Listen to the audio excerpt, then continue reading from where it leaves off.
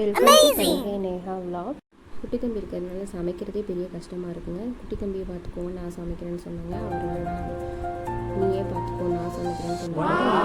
First கிளிப்பிங்கில் அவர் சமைச்ச dish தான் போட்டிருக்கேன். அவர் என்ன சமைச்சிருப்பாருன்னு கெஸ் பண்ணுங்கள். முட்டைக்கோஸ் வாஷ் பண்ணுறதுனால முட்டைக்கோஸ் வச்சு எதாவது சமைச்சிருப்பாருன்னு நினைக்காதீங்க. அப்படி இல்லை பண்ணுங்கள். தம்பியை பாப்பாட்ட கொடுத்துட்டுங்க. நான் தம்பிக்கு தேவையான கூழ் ரெடி பண்ணி வந்துட்டேங்க. இன்றைக்கி நான் ஆரிய மாலை தான் ஆரியத்தை நைட்டே ஊற வச்சுட்டு அதில் பால் எடுத்து அவனுக்கு கூழ் செஞ்சு கொடுத்தாங்க.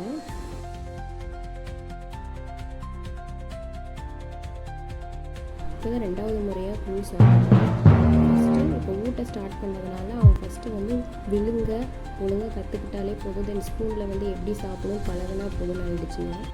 பார்த்தீங்களா, ப்ரொஃபஷனல் புக் மாதிரி எவ்வளோ பெரிய நைஃப் வச்சு கட் பண்ணிகிட்ருக்காருன்னு.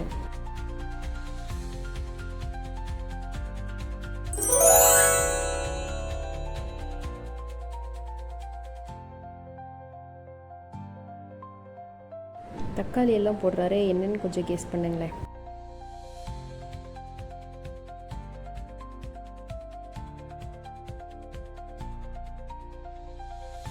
சமைக்கிறேன்னு சொல்லிட்டாருங்க. ஆனால் எது எவ்வளோ போகணும்னு என்னையவே தாங்க கேட்டுட்டு இருந்தார்.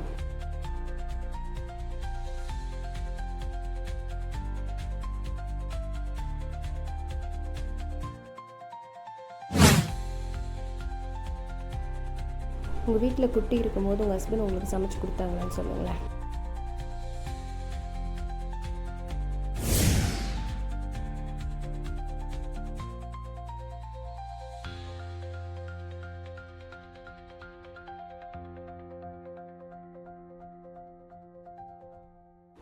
இதில் கடுகு, சீரகம், மிளகு, வரமிளகாலாம் போட்டிருக்காரு.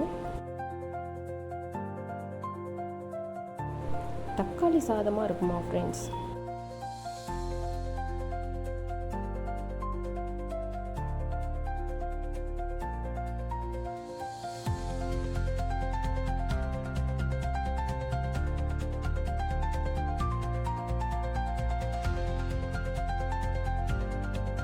Amazing!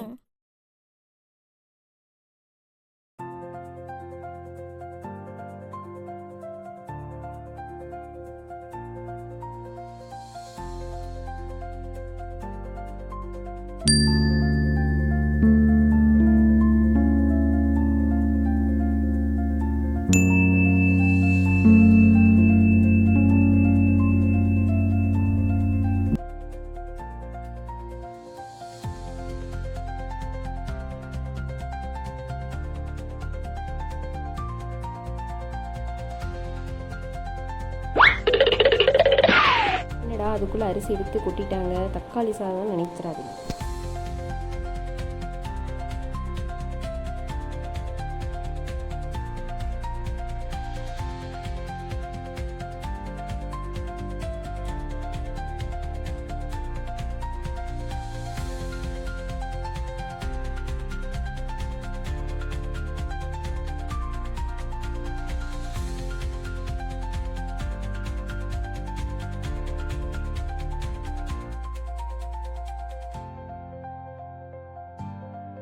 கண்டுபிடிச்சிட்டிங்களா? அரிசி பருப்பு சாதம் தாங்க செய்கிறாரு.